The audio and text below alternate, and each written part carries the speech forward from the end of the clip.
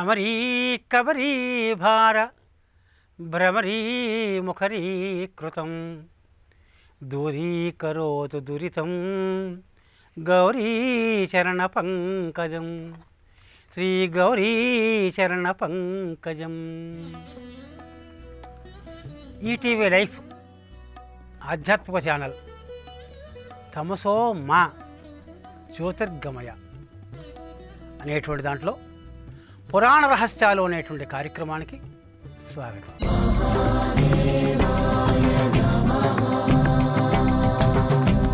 విష్ణు ధర్మ ఉత్తర పురాణం ఇది. విష్ణు పురాణం అయిన తర్వాత మరికొన్న ధర్మాలు చిట్ట చివరిలో చెప్పినవి కనుక ఇది 3 భాగాల పుస్తకం, పెద్ద పుస్తకం. 10,000 శ్లోకాల పైగా ఉన్న గ్రంథం ఇది. అందులో విష్ణు భగవానుడే హంసగా అవతరించాడు. హంస చెబుతోంది, పౌరాణిక రహస్యాని పురాణ ప్రసుతాని వై వ్యాసాది మునురుక్తాని సూయంతాంభో మహాశయాః సూయంతాంభో మహాశయాః. ఆ పురాణ రహస్యాలు విందాం, వినండి. అడిగారు మునీశ్వరుడు, స్వామి శీలం ఎంత గొప్పదో చెప్పు. ఇప్పుడు శీలం కేవలం ఈ లోకంలో మాత్రం పనికొస్తుంది. శీలం చేత మోక్షం రావడం అంటే సాధ్యం కాదు, ఎవరికో వస్తుంది, వేరే విషయం. నువ్వు మోక్షం కూడా వస్తుందన్నావు, నిజమే. కానీ ఆ శీలం కూడా దేని చేత వస్తుంది? ఏది ఉంటే ఇంక ఏది అక్కర్లేదో అది ఏమిటి? మళ్ళీ మాట్లాడితే భగవంతుని తెలుసుకోవాలంటే ఏది ముఖ్యం? అందులో భగవంతుడు ఎలా ఉంటాడో, భగవంతుడు కావాలి, భగవంతుని చూడాలి, భగవంతుని తెలుసుకోవాలి అన్న తహతహ ఉంది అందరికీ. అటువంటి భగవంతుడు కూడా దేనివల్ల లభిస్తాడు, అదేమిటో మాకు తెలియజేయ స్వామి అని హంసరూపుడైనటువంటి విష్ణు భగవానుని మునీశ్వరులు అడిగారు. తపోహి సర్వసాధనం. ఒక్క స్టేట్మెంట్ ఇచ్చేసాడండి హంసరూపమైన భగవానుడు. భగవద్గీత ఇదే చెబుతోంది. 3 రకాల తపస్సు చెప్పింది. సాత్వికమైన తపస్సు, వాచికం, మానసికం, శారీరకం. తైత్తిరీయోపనిషత్తులో కుమారుడు వర్ణం పితరం ఉపససార అధీహి భగవో బ్రహ్మేతి. నాన్న దగ్గరికి వచ్చాట. భృగుర్వై వారుణి సహా వరుణం పితరం ఉపససార. వరుణి కుమారుడు వారుణి అంటారు. దశరథుని కుమారుడు దాశరథి అయినట్లు వరుణుని కుమారుడు వారుణి. నాన్నగారి దగ్గరికి వచ్చి, నాకు బ్రహ్మ అంటే ఏమిటో తెలుసుకోవాలండి అయ్యా, బ్రహ్మజ్ఞానం అంటే ఏమిటో తెలుసుకోవాలండి, బ్రహ్మము అంటారు కదా అది ఏమిటి అని అడిగాడు. అప్పుడు తండ్రి చెప్తాడండి, బ్రహ్మ తెలియాలా నాయన, బ్రహ్మ ఇలా ఉంటాడని ఎవరు చెప్పలేర్రా అని చెప్పి, నీకు తెలియాలంటే తపసా విద్య తపసా అన్నాడు. తపస్సు చేత బ్రహ్మను తెలుసుకోరా అన్నాడు. ఇప్పుడు కొంచెం క్లూ కావాలి కదా, కొంచెమైనా క్లూ కావాలి, లేకపోతే ఎలాగా చెప్పాడు. యతో వా ఇమాని భూతాన్ని జీవంతి యత్ ప్రవిశంతి ఏన జాతాన్ని జీవంతి యత్ ప్రవిశంతి అభిసంవిశంతి తదేతత్ బ్రహ్మ అన్నాడు. యతో వా ఇమాని భూతాన్ని జాయంతే. బ్రహ్మ అంటే ఎవడు చెబుతున్నాడండి? దేని మూలంగా ఈ సమస్త ప్రాణులు పుట్టాయో, ఈ పుట్టిన ప్రాణులు దేని మూలంగా ఎదిగాయో, ఈ ఎదిగిన ప్రాణులు దేని మూలంగా చనిపోయాయో, ఆ చనిపోయిన ప్రాణులు ఎందులో లీనమయ్యారో అది బ్రహ్మరా అన్నాడు. ఏమన్నా తెలుస్తుందా మనకి? అంతదాని మూడు లక్షణం చెప్పలేము మనం. శంకర భగవత్పాదులు అడిగారు, గోవింద భక్తిపాదులు నీ పేరేమిటానే అన్నట్టు. నీ పేరు ఏమిటంటే నా పేరు గొప్పకని అనేస్తాం, శంకరుడు చెప్పేస్తాడు, లేదా మహాదేవమణి చెప్పేస్తాం. ఆయన అలా చెప్పలేదు. అలా చెబితే ఆయన శంకరుడు ఎందుకు? శంకరాచార్య స్వామి అద్వైత మతస్థాపన అలా చేస్తాడు. న భూమి నతోజన్ న తేజో న వాయు న కర్ణేంద్రియవ్వ న తేషాం సమూహ. చూడండి, నేను భూమిని కాదు, నేను వాయువుని కాదు, నేను తేజస్సుని కాదు, నేను నీటిని కాను, నేను ఆకాశాన్ని కాను, ఈ అన్నింటికి సమూహాన్ని కానే కాదు సుమా. నా తేషాం సమూహ అనైకాంతికత్వాత్. అంతటా వ్యాపించున్నాను, అంతటా ఉన్నాను. ఏకో అవశిష్ట శివ కేవలోహం. నేను ఒక మంగళస్వరూపుణ్ణి అన్నాడు. ఏమిటండి నీ పేరు ఎడితే ఇలా చెప్పాలి. నీ పేరు ఏమిటంటే నీ దేహానికి ఉన్న పేరుని మనం చెబుతున్నాం, నీ ఆత్మకున్న పేరు లేదు. అందరి ఆత్మలు ఒకటే. ఆ పరమాత్మ నుంచే వచ్చే ఈ ఆత్మలన్నీ కూడా జీవాత్మలు. ఓ పాములో, కుక్కలో, నక్కలో, పిల్లిలో, ఎలకలో, నీలో, నాలో, అందరిలోనూ కూడా ఈ ప్రాణుల యొక్క ఈ ప్రాణం లోపల జీవాత్మ ఆ పరమాత్మ నుంచి వచ్చింది. దానికి పేరు ఎక్కడండి? నీ దేహంలో పడింది కనుక ఓ మహాదేవమని ఆత్మ అయ్యావు. ఆ రాముల్లో పడితే రాముని యొక్క ఆత్మ అయింది కనుక పేరు అలా చెప్పాడు. అందుకని బ్రహ్మని తెలుసుకోవాలంటే తపసా విద్ధి అన్నాడు. తపసో హి పరన్నాస్తి తపసా విందతే మహత్ ప్రజాపతిరాం యా శక్తి ప్రజాకర్తం ద్విజోత్తమ. విష్ణు ధర్మోత్తర పురాణంలో 266వ అధ్యాయంలో 1వ శ్లోకం ఇది.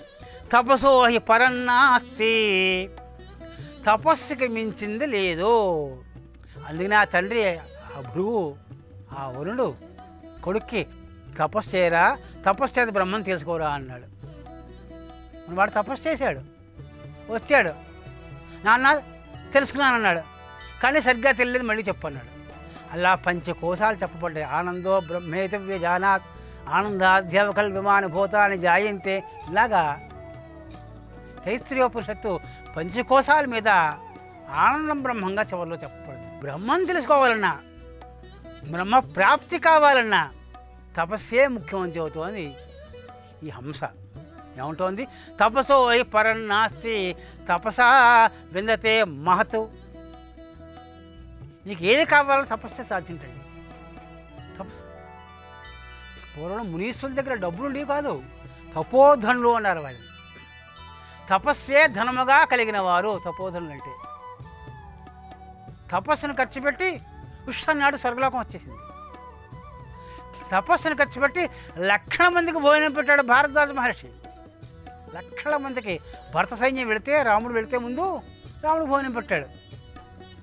భరత సైన్యం వెళితే ఎంతమందికి భోజనం పెట్టాడు? లక్షల మందికి. ఎలా పెట్టాడు? కూర్చోబెట్టి ఆయన భోజనం చేసి వెళ్ళన్నాడు. ఆయన పర్ణశాల భోజనం చేసి వెళ్ళమంటున్నాడా? స్వామి ఈయన ఒకడు వెళ్ళాడా? పోనీ వాళ్ళ ముగ్గురు అమ్మగారులు ఉన్నారు, ఆయన ఒకడు వెళ్ళాడు, తమ్ముడు ఉన్నాడు, 5గురికా భోజనం కాదే. వెనకాల పోడు సైన్యాలు, రథాలు, ఆ రథాలకి అశ్వాలు, ఏనుగులు, లొట్టిపిట్టలు, ఇంతమందికి భోజనం పెట్టాలి. రాజుగారిని ఆతిథ్యాన్ని పిలిస్తే మాటలా, ఒక ఇతీసుని పిలిస్తేనే వాళ్ళ సైన్యం వాళ్ళతో పాటు 20 మంది వస్తారే కనీసం. వాళ్ళందరికీ భోజనాలు పెట్టాలంటే మాటలా మరి పెట్టాడు భరద్వాజ. దాన్ని ఇప్పటికీ రామాయణంలో భారద్వాజ విందు అని చాలా ప్రసిద్ధి. భారద్వాజ ఆవేళ ప్రపంచంలో లేని పెట్టండి. ఆవేళ ఇవాళ ఊహ కూడా అందవు. మరి ఎవరు వండి పెట్టారండి? ఇలా కమ్మల్లో నీళ్ళు తీసుకున్నాడు, ఇలా వెళ్ళాడు. ఆకాశం నుంచి అప్సరసలు వచ్చారండి, ఇలా వెళ్ళాడు. నదులన్నీ వచ్చాయి, సముద్రాలు పరిగెట్టుకొచ్చాయి. వీళ్ళందరికీ భోజనాలు ఉండమన్నా నేను, మీరు ఆ ఏర్పాటు చూడండి అన్నాడు. ఆ నదులు పానీయాలు, ద్రాక్షాసవం, చూతఫల రస, అన్ని రసాలు, మొత్తం ప్రపంచంలో ఎన్ని పళ్ళు ఉన్నాయో అన్ని పళ్ళ రసాలు సప్లై చేసాయి. మళ్ళీ ఎవడో పట్టుకెళ్ళి వడ్డించడం, గ్లాసులో ఇవ్వడం కాదు, వాడంతా చుట్టూ చక్కెర తిరిగి చక్కెరలు సీసాల్లో ఫ్యాక్టరీలోకి వెళితే ఆ నిమ్మరసము, ఆ మామిడి పళ్ళ రసం అలా సీసాలు ఎలా వస్తాయో అలాగా వీళ్ళ ముందు అలా తిరుగుతూ ఉండేది. ఆ వేళ నా విస్తరలో ఇది ఉంటే బాగుండు అనుకుంటే ఆ కూర వచ్చి పడుతుంది. అసలు ఇన్ని కూరలు ఇన్ని పిండి వంటలు ఉన్నాయా అనిపిస్తుంది. ఆ వేళ ఆ వర్ణం చూడండి. రామాయణం అయోధ్యకాండలో అద్భుతం, మతిపోతుంది. ఇంకా ఎలా చేయగలిగాడు? దివ్యమైన తపస్సు ఖర్చు పెట్టి చేశాడు. తపస్సు డబ్బు అన్నమాట, డబ్బుగా వాడుకోవచ్చు. తపస్సోహి పరన్నాస్తి, తపస్సుకని మించిన శ్రేష్టమైంది మరొకటి లేట. తపస విందతే మహతు. రాజులందరూ ఇవాళ ఒక రాజు కావాలంటే క్రితం జన్మలో వాడు తపస్సు చేసి ఉండాలి. ఇవాళ ఒక మినిస్టర్ కావాలంటే క్రితం జన్మలో చాలా పుణ్య తపస్సు చేసి ఉండాలి వాడు అని. తపసా సంప్రదానేన ఋషీణాం జ్ఞానమేవ చ బహవో దివి మోదంతే ప్రసాదాత్ తపోజనా. మునీశ్వరుడు అంత శక్తి ఎలా వచ్చిందండి? విశ్వామిత్రుడు అన్ని వేల అస్త్రాలు రాముడికి ఇచ్చాడు. విశ్వామిత్రుడు తాను రాక్షస సంహారం చేయలేక, ఎందుకని? తన తపస్సు ఖర్చు పెట్టుకోవడం ఇష్టం లేక రాజున్న వాడు ధర్మం కనుక రాజుని తీసుకెళ్ళాడు, రాముడిని తీసుకెళ్ళాడు, సమస్త అస్త్రాలు ఇచ్చాడు. ఉష్ణుడే చాలు ఏదైనా రాక్షసుడు చేస్తాడు. రాక్షసులు చేసిన మహానుభావులు వీళ్ళు. శపించేవాళ్ళు తపశక్తి ఉంటే శపించవచ్చు. నువ్వు సంవత్సరం చేసిన తపస్సు ఫలితం పోతుంది శాపవాక్కిస్తే. మనం ఉంటే కదా శక్తి. నువ్వు తపస్సు సంపాదించు, మొత్తం అన్ని దాని అంతదే వస్తాయి. కానీ దుర్వినియోగం చేసుకోకూడదు. తపస్సును దుర్వినియోగం చేసుకుంటే భ్రష్టులైన వాళ్ళు చాలామంది ఉన్నారు. కనుక నాయన తపసా ప్రాప్యతే స్వర్గం, తపస్సు చేస్తే స్వర్గం వస్తుంటుంది. ఎంతమందో మునీశ్వరులు తపస్సు చేసి స్వర్గానికి వెళ్ళగలిగారు. తపసా ప్రాప్యతే యశః, ఈ గొప్ప తపస్సు. ఎక్కడో మునీశ్వరు అడవిలో కూర్చుంటారు. స్వామి నాకు దీనావస్థ వచ్చింది ఇది అంటే ఇలా అంటారు, విభూతి చేసి నోట్లో వేసి చేసుకోవడం అంటారు. అంతే వాడికి సంతానం కలుగుతుంది. ఎన్ని కథలు చదవలేదు మనం. ఎందుకని? వాళ్ళు తపశక్తి మన కోసం ధారపోసారు. ఈ డబ్బా మా ధనమా, దానింత బంగారం ముద్ద ఇందులో పళ్ళా ఇవి. చాలా కష్టపడి అన్నాహారాలు లేకుండా కష్టపడి సంపాదన తపశక్తిని మానవ సమాజం కోసం వినియోగించారు మునీశ్వరులు. ఇవాళ ముని జనాలకు మనం రుణపడి ఉన్నాం. వాళ్ళ మూలంగా చక్కటి గాలి పీలుస్తున్నాం, చక్కటి నీళ్లు తాగుతున్నాం, చక్కటి వాతావరణంలో ఉన్నాం మనం. ఆయు ప్రకర్షం భోగాంస్తు, ఆయుర్దాయం రావాలంటే తపస్సు చేయాలటండి. 6 ఏళ్ల కుర్రాడు తపస్సు చేశాడు, చిరంజీవి అయ్యాడు. మార్కండేయ మహర్షి గట్టిగా శివలింగాన్ని కౌలించి కూర్చున్నాడు. యమధర్మరాజు వచ్చాడు, యమదండం విసిరాడు. ఆ ఈశ్వరుడు ప్రత్యక్ష ఒక తాప తన్నాడంతే యమధర్మరాజు. ఏమిటి? శివ తపస్సు కారణం. తపస్సు చేత రాక్షసులు ఎన్ని వరాలు పొందారని చావులేని వరాలు కూడా పొందబోయి అది పొందలేక దీర్ఘాయుష్యుని పొందాడు. హిరణ్యకశిపుడు ఏం చేశాడు? లక్షల సంవత్సరాలు తపస్సు చేశాడు. రావణాసురుడు ఏం చేశాడు? కొన్ని లక్షల సంవత్సరాలు తపస్సు చేశాడు. బ్రహ్మగారు ప్రత్యక్షం అయ్యాడు. ఏం కావాలి? నాకు చావు లేకుండా చెయ్యి. అది కుదరదు. అయితే పని చేయి, నేను రాత్రి చావకూడదు, అలానే పగలు చావకూడదు, నన్ను ఎవరు ఏ వస్తువుతో చంపకూడదు. ప్రాణం ఉన్న వస్తువు చేతి కానీ ప్రాణం లేని వస్తువు చేతిలో కూడా చావకూడదు. ఇంట్లో చావకూడదు, బయట చావకూడదు. ఎన్ని గొంతమ్మ కోరికలు కోరాడండి. ఎంతకాలం బతికాడు ఏకంగా. చూసావా? తపస్సు చేత తపసా ప్రాప్యతే ఆయు, తపస్సు చేత ఆయుర్దాయం పెరుగుతుంది. ఎవరైనా సరే ఇంట్లో కూర్చున్నా, బయటకు వెళ్తున్నా, అన్నం తింటున్నా, నిద్రపోతున్నా, మనసులో ఏదో ఒక నామజపం చేస్తూ ఉండండి. నామజపం. రామో నీ ఇష్టం, లలితో నీ ఇష్టం, ఏదో ఒక నామాన్ని, భగవన్నామాన్ని అలా తదేకంగా మనసులో ఉచ్చారణ చేసుకుంటుంటే అది తపస్సు వల్లే మాట్లాడుతుంది. నీ ఏ కష్టాలు వాసన చూసి వెళ్ళిపోతూ ఉంటాయి. తపసా విందతే మహతు, తపస్సు చేత సాధ్యం కానిదంటూ ఏమీ లేదు. కానీ ఆ తపస్సును దుర్వినియోగం చేసుకోవడం మూలంగా రావణాది రాక్షసులు అందరూ చస్తూ వచ్చారు. ఒక మహానుభావుడు తపస్సు చేసి ఆడవాళ్ళు నన్ను ఏం చేయలేరు, మీ ఇష్టం, నాకు ఎవరి చేతిలో చావు లేకుండా చేయించుకుని అడిగాడు. కుదరదన్నాడు బ్రహ్మ. అయితే ఆడవాళ్ళు తప్ప ఎవరి చేతిలో చావు లేకుండా చేయన్నాడు. గిరివాడు కాబట్టి ఆడవాళ్ళు అబళ్ళు అనుకున్నాడు. ఆడవాళ్ళని సృష్టిలో మొట్టమొదటిగా అవమానపరిచిన వాడు మహిషాసురుడు. అందుకని మహిషాసుర మర్దన వచ్చి వాడిని చంపింది. బాగానే ఉందండి. ఇంకా తపస్సు చేత ఇంకా అన్నీ సాధ్యమవుతాయా? అవుతాయి. విజ్ఞానం, జ్ఞానం, ఆస్తిక్యం. నీకు జ్ఞానం కావాలా? తపస్సు చేయాలండి. నువ్వు పరీక్షలో మంచి ఉన్నతమైన మార్కులు పొందాలా? జపం చేయమంటున్నారండి, తపస్సు చేయమంటున్నారండి. ఒడిగైన వాడు గాయత్రి మంత్ర జపం చేస్తే, సహస్ర గాయత్రి చేస్తే నీకు పాఠం అర్థం కాకపోవడం ఉండదు, నువ్వు పేస కాకపోవడం ఉండదు, నీకు మార్కులు రాకపోవడం అనేది ఉండదు. నువ్వు ఖచ్చితంగా ఉన్నతమైన ఉద్యోగం పొంది తీరతావు. విజ్ఞానం, జ్ఞానం, ఆస్తిక్యం. భగవంతుని పట్ల, ధర్మం పట్ల, సత్యం పట్ల నీకు నమ్మకం, విశ్వాసం కలుగుతాయి. నువ్వు ఆస్తికుడు అవుతావు. దేని చేత? తపసా. సౌభాగ్యం, మంచి భాగ్యవంతుడు అవుతాటండి తపస్సు చేత. ఏమిటండి ఆశ్చర్యం? పర్వతాల ఎత్తుగల మహా ఐశ్వర్యం పొందాడు మహానుభావుడు. అంతేకాదు రూపం ఉత్తమం. పార్వతీదేవి కూడా నల్లగా ఉండేది. ఆవిడ పుట్టిన వెంటనే పార్వతీదేవి నల్లగా ఉండేదండి. ఆవిడ 100 ఏళ్ళు తపస్సు చేసింది. ఆవిడ దివ్య సంవత్సరాలు, మన 100 ఏళ్ళు కాదు. ఆవిడ 100 ఏళ్ళు తపస్సు చేసింది, దివ్య సంవత్సరాలు తపస్సు చేసింది. ఆవిడ కూడా బ్రహ్మ కోసం తపస్సు చేసిన చిత్రం చూడండి. ఆయుధ్యం ఇచ్చిన ఆయన ఒంటి కాలు మీద నిలబడి అలా బ్రహ్మ కోసం తపస్సు చేస్తుంది. రామణ పురాణం చెబుతుంది ఈ మాట. అప్పుడు పెద్ద పూలు వచ్చింది, అడవి కదా, ఒక పెద్ద పూలు వచ్చింది. ఈవిడ ఎప్పుడైనా కింద పడిపోతుందా అంటే కదలకుండా కూర్చుంటే పెద్ద పూలు ఏం చేయదు, అలా నిలబడిపోవాలి. కింద పడుతుంది కదా, అప్పుడు చంపేద్దాం రెడీగా కూర్చుంది. ఆవిడ మొహంలో ఆ మొహం కేసి చూస్తోంది. ఆ 100 ఏళ్ళు గడిచే ఈ పెద్ద పులి కదలలేదు, ఆ పార్వతి కింద పడిపోలేదు. ఆవిడ ఉగ్రమైన తపస్సుకి మెచ్చుకుని బ్రహ్మగారు తమ్మనికి ఏం కావాలమ్మా అన్నాడు. మరి ఏం లేదు, మా ఆయన రోజు నన్ను నల్లపిల్లని పిలుస్తున్నాడు.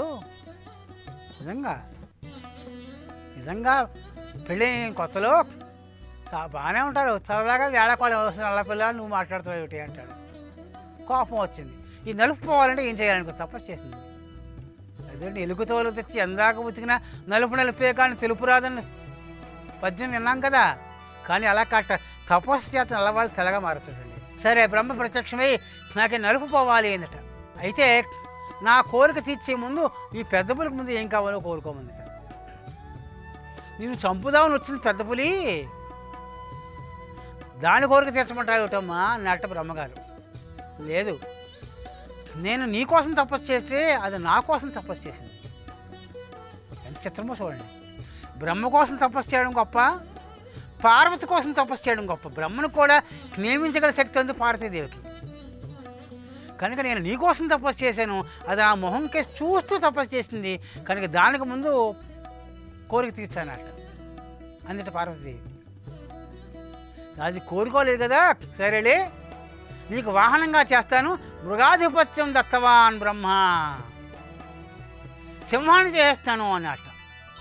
అప్పుడు ఓర పెద్ద పులి అడవిలో ఆ లేడిని, ఆ కొందేళ్ళని, ఆ కుక్కని అని అక్కడే చంపుతిన ఆ పెద్ద పులి తపస్సు చేసిన శక్తిని పొంది పార్వతీదేవికి వాహనం అయింది, మృగేంద్రం అయింది, సింహం అయింది. పెద్ద పులి కూడా తన జాతిని విడిచిపెట్టి, తన రూపాన్ని విడిచిపెట్టి సింహం కాగలింది. దేని చేత? తపస. అదే చెబుతున్నాడు. తపస ప్రాప్యతే రూపం. నల్లవాళ్ళు తెల్లగా మార్చి, తెల్లవాళ్ళు నల్లగా మార్చారండి తపస్సు చేత. పార్వతీదేవి అప్పటి నుంచి గౌరీగా మారింది. అంతకుముందు కాళీ. గౌరీ అంటే తెల్లగా ఉండేదాన్ని గౌరీ అంటారు, నల్లగా ఉండేదాన్ని కాళీ అంటారు. చూసారా?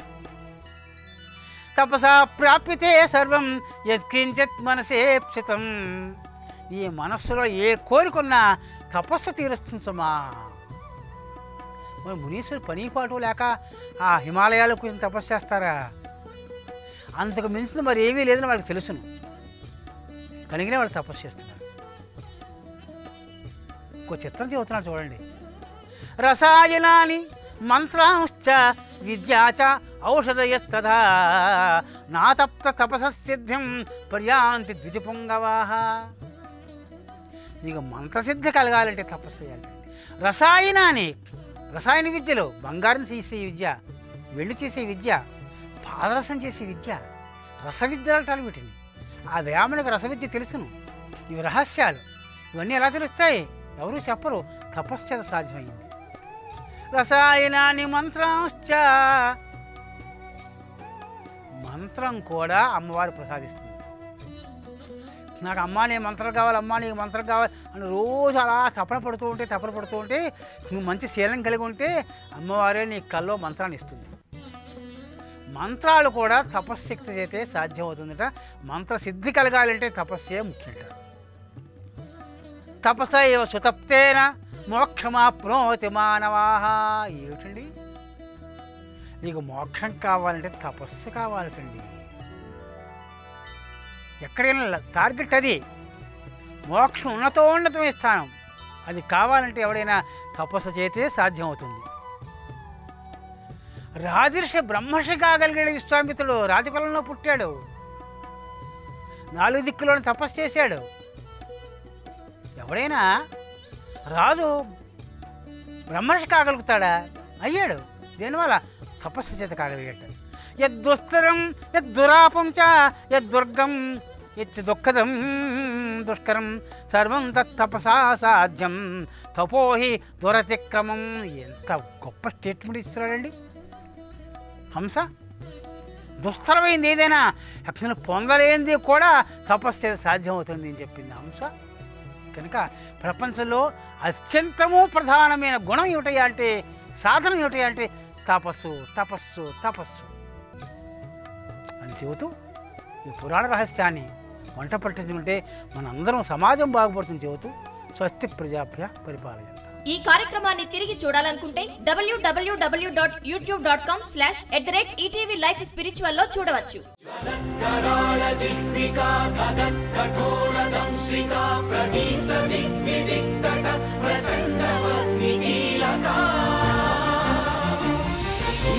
सहस्र शत सहस्र कोटि कोटि केसर नमो नमः।